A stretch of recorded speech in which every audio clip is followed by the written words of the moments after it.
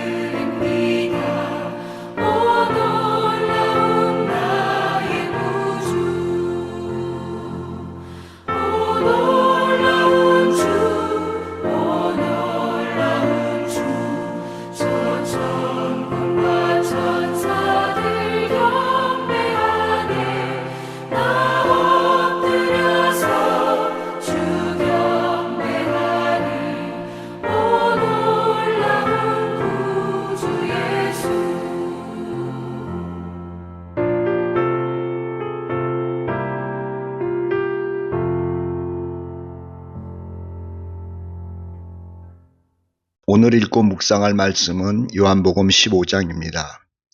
요한복음 15장 역시 제자들과 함께 하신 6월절 만찬 자리에서 나누신 이야기입니다. 어제도 말씀드렸지만 요한은 13장부터 17장까지 무려 5장에 걸쳐 예수님의 마지막 6월절 만찬 때에 있었던 이야기를 자세히 기록하고 있습니다. 13장은 서로 사랑하라는 말씀이었고 14장은 예수님을 믿으라는 말씀과 더불어 다시 오실 것도 믿으라고 말씀하신 거죠. 그리고 15장은 예수님께 붙어 있으면 어떤 삶을 살게 되는지에 대한 것을 기록하고 있답니다. 먼저 본문은 예수님께서 하나님을 농부라고 말씀을 하시고 자신을 포도나무라고 그리고 제자들을 포도나무에 붙어있는 가지라고 말씀을 하셨답니다. 그리고 제자들은 포도나무 대신 예수님 자신에게 붙어있는 가지들이라고 하셨는데 그 말씀들을 오늘 묵상하려고 합니다. 오늘 말씀 가운데 보면 예수께서 그리스도인들에게는 반드시 열매가 있을 것이라는 말씀을 하셨답니다. 이것은 당연한 이치겠죠. 가지가 나무에 붙어 있다면 때가 되면 당연히 그 나무의 열매를 맺게 되니 말입니다. 그러므로 예수께서 강조하신 것은 가지는 반드시 나무에 붙어 있어야 한다는 말씀이었던 것이죠. 4절을 보세요. 내 안에 거하라. 나도 너희 안에 거하리라. 가지가 포도나무에 붙어 있지 아니하면 스스로 열매를 맺을 수 없음 같이 너희도 내 안에 있지 아니하면 그러하리라. 이렇게 말씀하셨어요. 이는 예수님에 대한 믿음을 말하고 있는 것이죠. 그러므로 우리가 예수님을 믿고 즉 예수님께 붙어 있으면 어떤 형태로든지 간에 열매를 맺는 것은 당연한 것입니다. 예수를 믿지 않는 사람, 또 예수님에게 붙어있지 않는 사람에게는 결코 열매가 있을 수 없는 거죠. 5절을 보세요. 나는 포도나무요 너희는 가지라. 그가 내 안에 내가 그 안에 거하면 사람이 열매를 많이 맺나니 나를 떠나서는 너희가 아무것도 할 수 없음이라. 이렇게 말씀하셨습니다. 예수님께 붙어있지 않으면 땅에 널브러져 있는 일반 가지들과 같은 것이기 때문에 사람들이 널브러져 있는 그 일반 가지들을 모아다가 불에 태울 것 아니에요. 마찬가지로 예수님께 붙어있지 않는 가지는 사람들이 모아다가 조금 더 깊이 얘기를 하면 천사들이 모아다가 불 속 영원한 지옥에 넣을 것이다 라는 말씀을 하고 있는 겁니다. 6절 말씀을 생각하면서 들어보세요. 사람이 내 안에 거하지 아니하면 가지처럼 밖에 버려져 마르나니 사람들이 그것을 모아다가 불에 던져 사르느니라. 여기서 말하는 가지는 포도나무 가지가 아니라 일반적인 나무의 가지라고 하는 거예요. 간단히 말하면 예수님께 붙어 있으면 생명의 열매를 맺지만 붙어 있지 않으면 지옥불에 들어가게 된다는 말이죠. 그러므로 예수님을 믿는 믿음으로 예수님께 붙어 있는 것이 제일 중요한 것입니다. 예수님을 믿어서 예수님께 붙어 있는 자들이 농부 되신 하나님께 기도할 게 있을 게 아닙니까? 그런데 예수님께 붙어 있는 자가 기도하면 하나님은 그 기도를 들어주신다고 하셨거든요. 그 예수님이 직접 하신 말씀이에요. 7절 보세요. 너희가 내 안에 거하고 내 말이 너희 안에 거하면 무엇이든지 원하는 대로 구하라. 그리하면 이루리라. 이 말씀이 매우 중요하거든요. 왜 중요한지 설명을 드릴게요. 잘 들어보세요. 포도나무 대신 예수님께 붙어있는 포도나무의 가지인 사람이 농부에게 바라는 것이 무엇일까요? 자, 포도나무 대신 예수님께 붙어있는 포도나무의 가지인 사람이 농부 대신 하나님께 바라는 게 무엇일까요? 당연히 포도 열매에 대한 것이 아니겠어요? 포도를 잘 맺는 가지가 되게 하옵소서 이런 거 부탁하겠죠. 내가 맺는 그 포도가 맛있는 포도가 되도록 도와주십시오. 이런 부탁이겠죠. 그게 기도라는 거예요. 농부에게 가지된 사람이 기도하기를 풍성한 열매를 맺게 해달라고 부탁하고 기도할 것이고 아름다운 포도를 맺게 해달라고 기도하고 부탁할 거라는 말입니다. 포도나무에 붙어있는 가지된 사람은 맺는 포도가 썩지 않게 해달라고 기도할 것이고 또 열매를 맺는 과정 가운데 벌레가 생기지 않게 해달라고 기도할 겁니다. 극상품의 포도가 되기를 원하오니 도와주십시오. 이렇게 기도할 게 아니에요.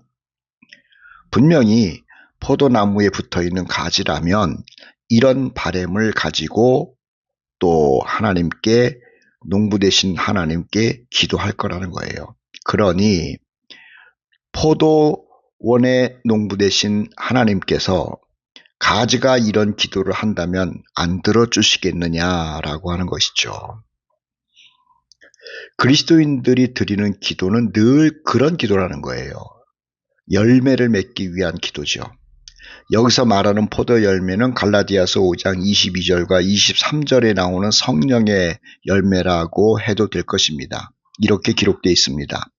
오직 성령의 열매는 사랑과 희락과 화평과 오래 참음과 자비와 양성과 충성과 온유와 절제니 이렇게 기록되어 있고요. 그 다음에 말씀은 이런 거예요. 이 같은 것을 금지할 법이 없느니라. 이런 9가지 열매를 금지할 수 없다는 거예요. 하나님의 사람들에게는 반드시 열매가 있을 수밖에 없다라는 말씀을 하고 있는 거죠. 예수님께 붙어 있으면 반드시 열매를 맺게 되어 있는 겁니다. 단지 열매를 맺는 것은 당연한데 그럼에도 불구하고 가지된 그리스도인들은 그 열매들이 더 풍성한 열매가 되기를 바라는 거룩한 욕심으로 농부 되신 하나님께 기도하고 기도한다는 말이죠. 예수님께 붙어있는 사람들은 이런 삶을 산다라고 하는 거예요.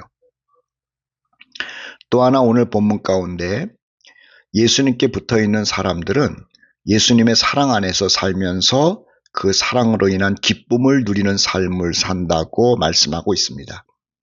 그 기쁨을 누리게 하는 사랑은 예수께서 인생들을 얼마나 그리고 어떻게 사랑하셨는지를 알기 때문에 흐르는 기쁨이라는 거죠.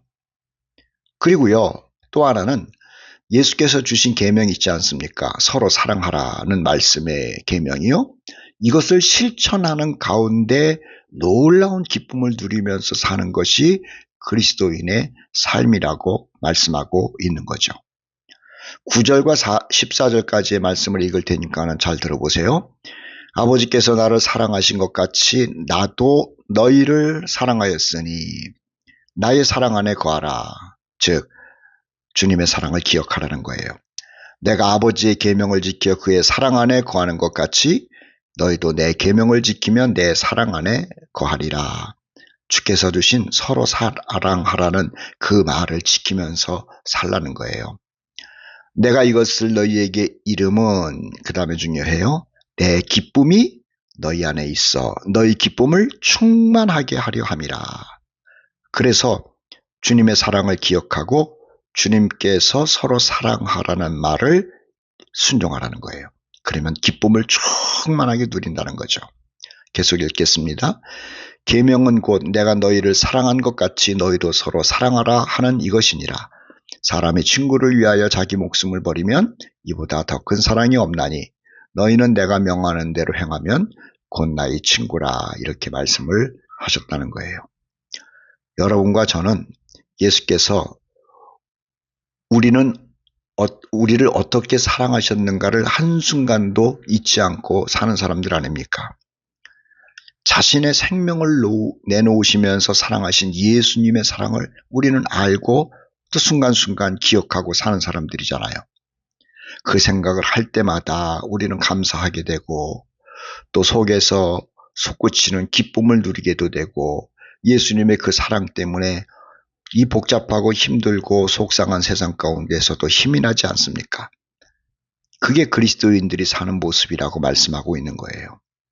그리고 주님께서 믿는 형제들끼리 사랑하라고 하신 말씀을 생각하면서 물론 그렇게 살지 못함을 부끄러워하기는 합니다만 형제를 사랑하는 가운데 기쁨을 누리면서 사는 사람들이 바로 우리 그리스도인이라고 주께서 말씀하고 있는 겁니다.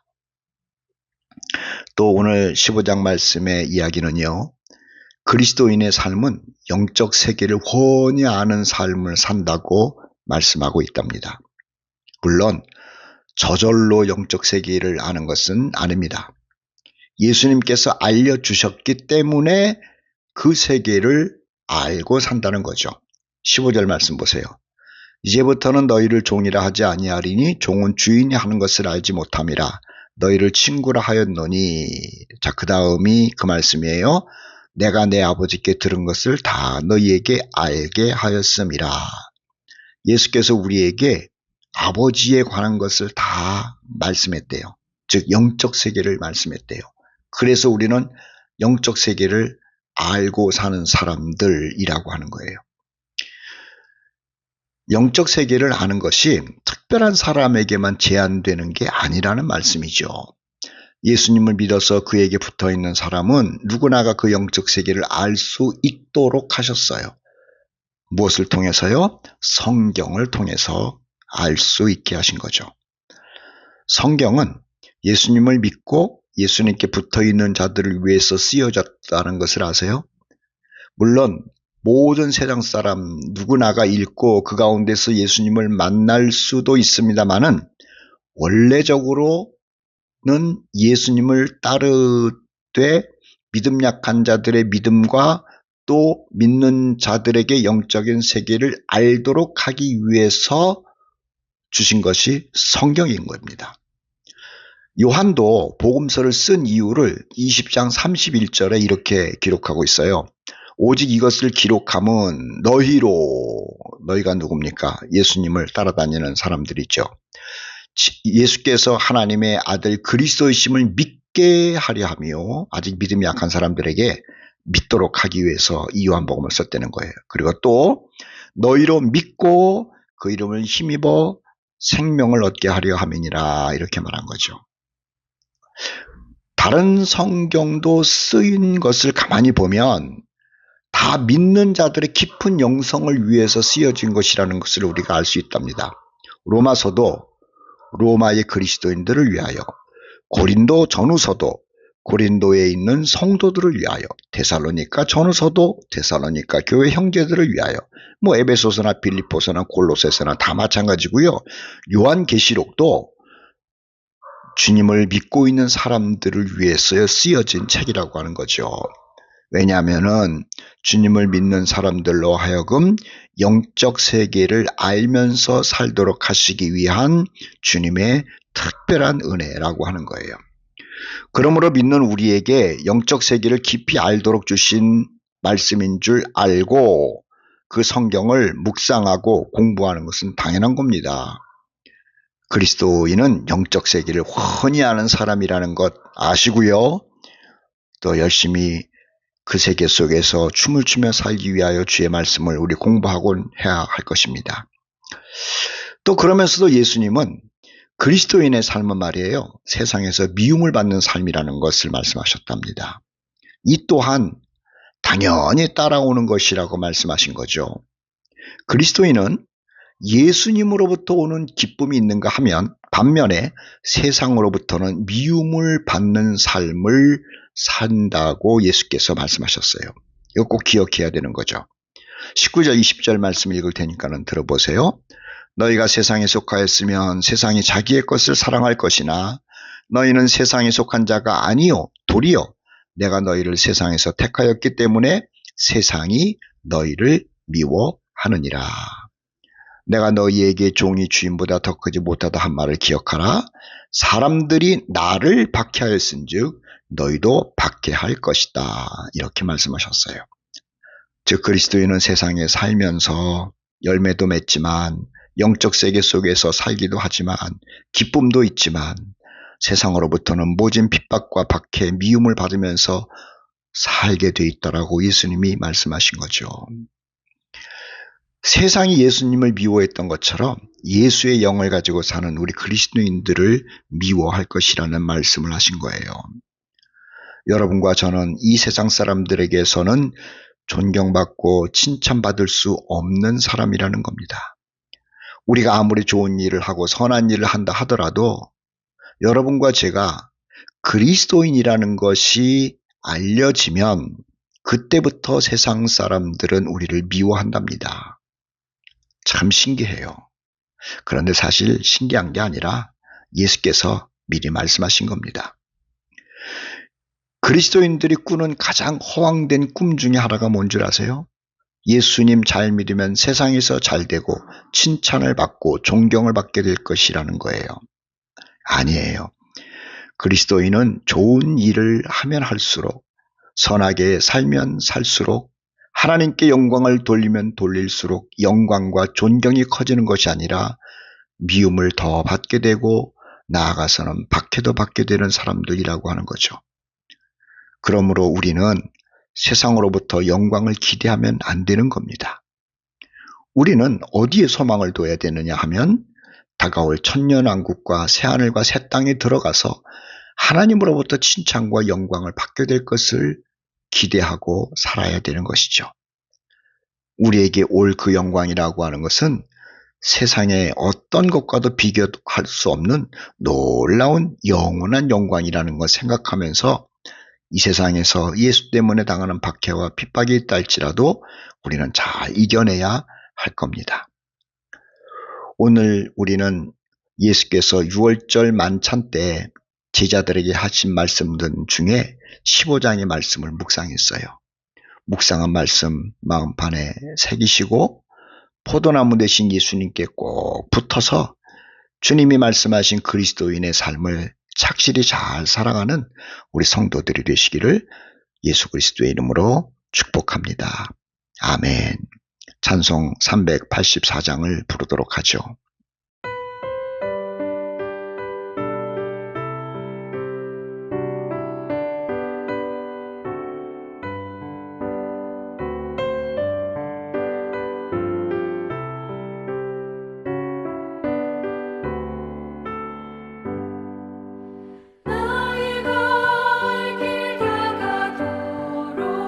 예수 인도하시니 내 주